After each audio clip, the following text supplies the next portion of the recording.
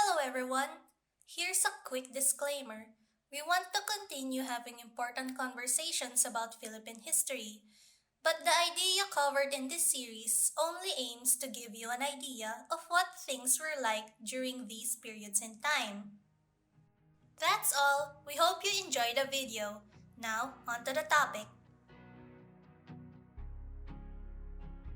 We have briefly discussed in the previous video that there is a conventional beauty standard in the Philippines, which basically lines up with the physical traits of mestizos or mestizas. Light skin tone, long straight hair, and sharp noses being some of the most recognizable features. Generally, people are attracted to those who meet such beauty standards. And when attracted to someone, there is also an inclination to treat them more favorably.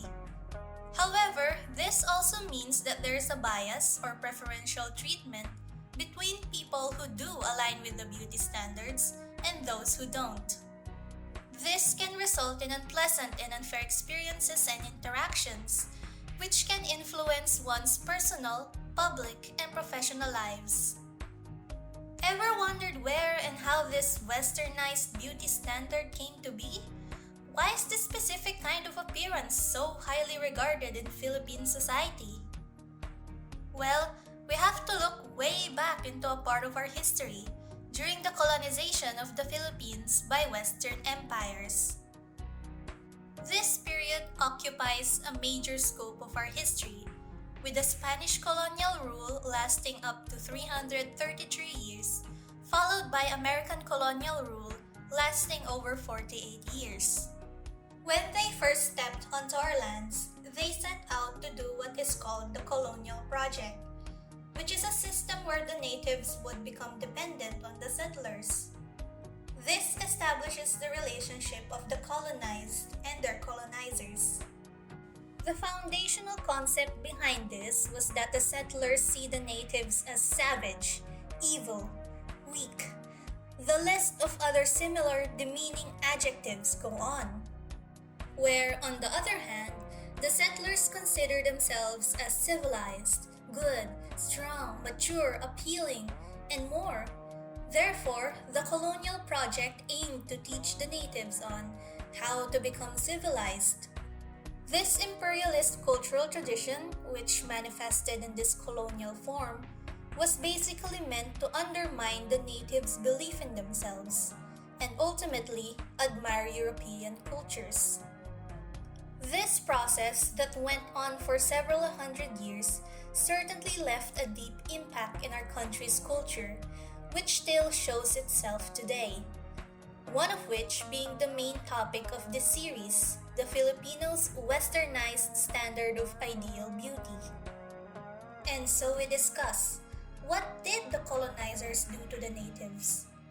During the Spanish era, the Spaniards worked on making themselves appear to be the superior and dominant race. This started off with creating a social class system. The purebreds, or the peninsulares as they call it, the ones who spoke purely in their mother tongue of Spanish, stood on top of this social hierarchy. They occupied all important positions in society, such as being key figures in the government, occupying high church seats, and being land or business owners. On the other hand, the ones who made up the majority of the population were the native Filipinos. They were completely on the other side of the class spectrum, considered the labor class who only worked under their noble masters. The Spaniards called them the Indios, and their occupations were mainly as servants for Spanish households or farmers for sugar and rice plantations. Once this social hierarchy and the difference in wealth was clearly established, the measure of one's self-worth was also being influenced based on appearance. The native Filipinos had defining features like flat, flared, and wide noses accompanied with a dark complexion, which were being associated with their low class at the time. Such physical traits did not belong in the social gatherings held in high society. However, as years passed, the Filipinos started to assimilate to the cultural changes brought about by the Spaniards. Children of mixed descent were being born from Spanish and Filipino couples.